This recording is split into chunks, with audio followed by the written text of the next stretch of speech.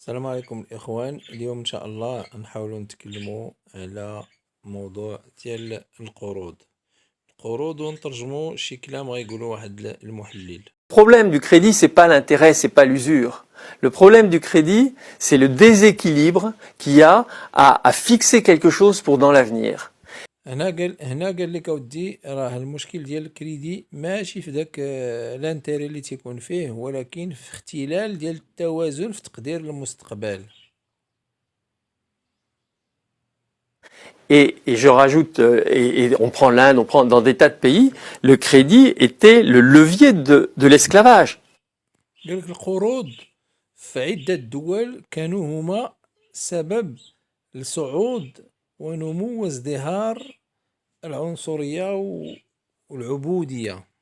C'est-à-dire qu'à un moment donné, tu m'as dit que tu me rembourserais, et tu l'as pas. Et qu'est-ce que tu fais?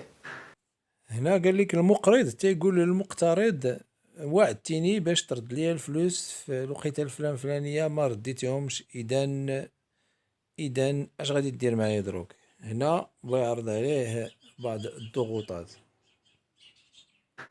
Eh ben voilà, tu vas travailler gratuitement pour moi pendant les siècles des siècles, parce que toute façon, اذا تيفرض عليه باش يخدم معاه فابور لواحد المده معينه اللي كيحددها هو هذاك المقرض.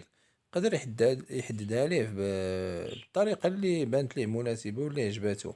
يعني تيسالو مليون يقدر يقول ليه خدم معايا 5 سنين ولا 10 سنين. داكشي تنهضروا على في النطاق العام، de toute façon, tu n'arriveras jamais à rembourser. لانه على يقين بان المقترض راه ما يقدرش يخلص. قال ليه tu n'arriveras jamais à me rembourser، يعني ما عمرك غادي تقدر تخلصني. لهذا غادي يفرض عليه الشروط ديالو كيف ما بغا. Donc le crédit en lui-même est énormément déséquilibré. On lui a donné un aspect plus sympathique aujourd'hui. قال لك نظام القروض هو في الاصل نظام مختل، يعني التوازن فيه مختل. لهذا فعطاوه هنا حاليا الناس في النظام الأنظمة الحالية عطاتو واحد غلفاتو واحد الغلاف وردي وعطاتو واحد التفسير معين، زعما راه تيحل المشاكل ديال الناس وتي كذا كذا كذا. ولكن راه الحاجة كتشريها ب20,000 أو 20 مليون وكتخلصها ب40 مليون، هذه هي تشفرت. Mais à la fin des fins, on a quand même un très très gros qui dit à un petit, attention, tu vas me rembourser. وهنا تيقول لك بان داك الغني دائما تيبقى تيقول داك الفقير، يعني المقرض تيبقى يقول دائما داك المقترض تيبدا تيقول له ها يا عندك راه تتسالك، خصك تخلص. يعني هنا تيفسر لك بان راه دائما تيدير عليه واحد الضغط سلبي، لانه بحال ما كرهوش ما يخلصش. يعني انت لما هو هذاك المقرض عنده الربح في هذاك الا ما خلصش، على انه الا خلص. يعني الا ما خلصش غادي يضغطوا عليه بطريقه اخرى. Et qui après dit, mais regardez, il sait pas gérer son foyer.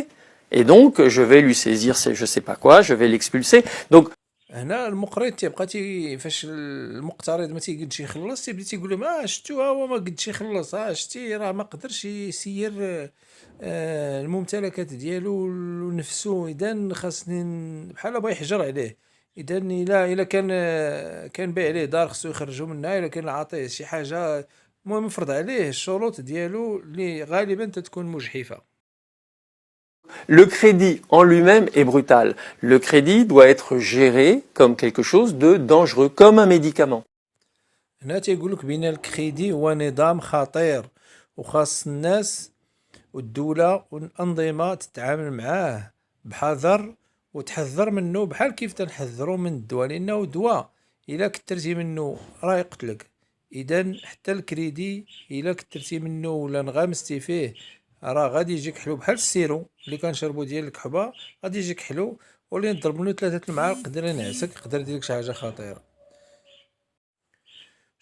شكرا على المتابعة، وتنتمنى ديروا لايك واشتراك.